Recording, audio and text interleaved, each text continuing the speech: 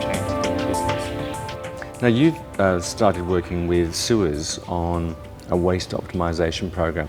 What led to that partnership? The key bit for me is I wanted to move away from the transaction. The way that I speak to all my suppliers is move away from the transaction. And what that means is if I'm speaking to a waste company, how much are you charging per tonne?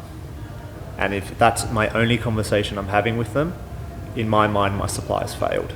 So this partnership was born to try and move away from that conversation. I wanted to understand, well, what's being placed into my bins? How can I reduce further up the chain? A really good example is water bottles, full water bottles coming off international planes. They were being placed into our bins. Through the innovative partnership we've had with Suez, we were able to identify it and then work up the value chain to stop the source. It was interesting when I did a story on Sky News Smart Money about your recycling initiative. It was really interesting how engaged the staff were. How important is it to get the buy-in of management and staff to successfully implement a program like that? I can't talk enough of how important it is.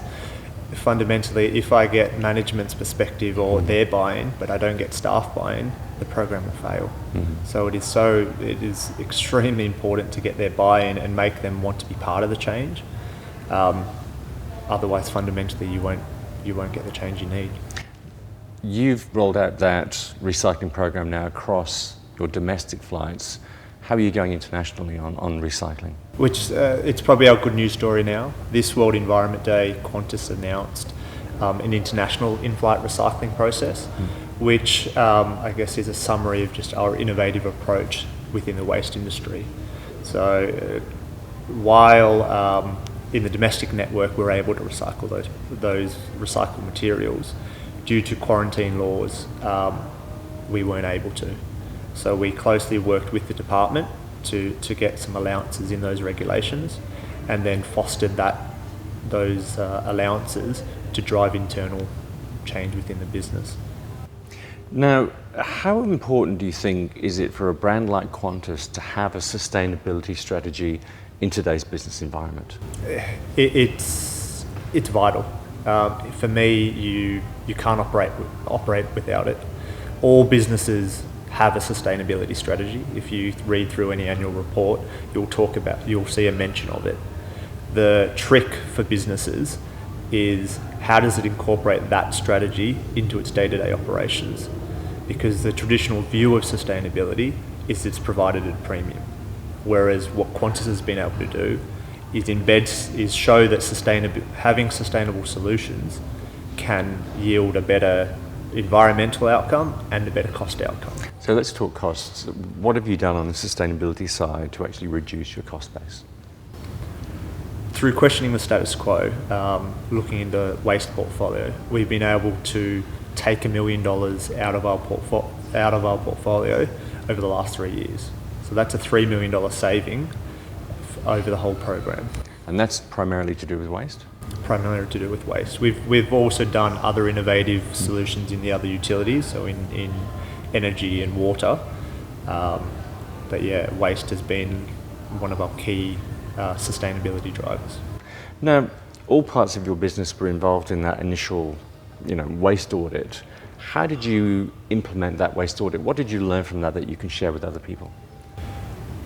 So the key bit that we did is we got all different business units involved. So from all the way up the value chain, so from cabin crew to management to engineering, catering, they were all involved in that process. And what it allowed us to do is get a really good understanding of what we were generating. And it enabled us to then move up the line and change those processes. And what were the biggest outcomes from that program, both from Qantas's perspective, but also from the aviation industry as a wider sector? The audit has laid the foundations to question the status quo. So we were able to question away a process that was happening embedded for years, and we've now been able to unlock a cost and environmental outcome. And what you're doing with Suez obviously is part of a longer term strategy with that organisation. What have been the biggest hurdles to implementing that, and what's next with that strategy? So the waste optimisation strategy, I guess you can break it down to two elements in terms of what has been the hurdles. Externally, we're governed by certain regulations such as quarantine or the EPA in terms of how we can manage our waste. So what our first barrier is to be able to speak to those relevant bodies and seek allowances and changes to introduce some innovation.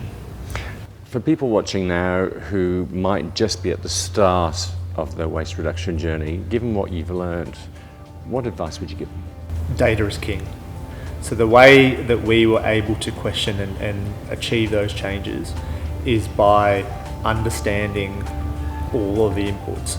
So we invested in getting systems to understand, to quantify what wastage we were using. And then that allowed us to have those conversations with management just to drive change.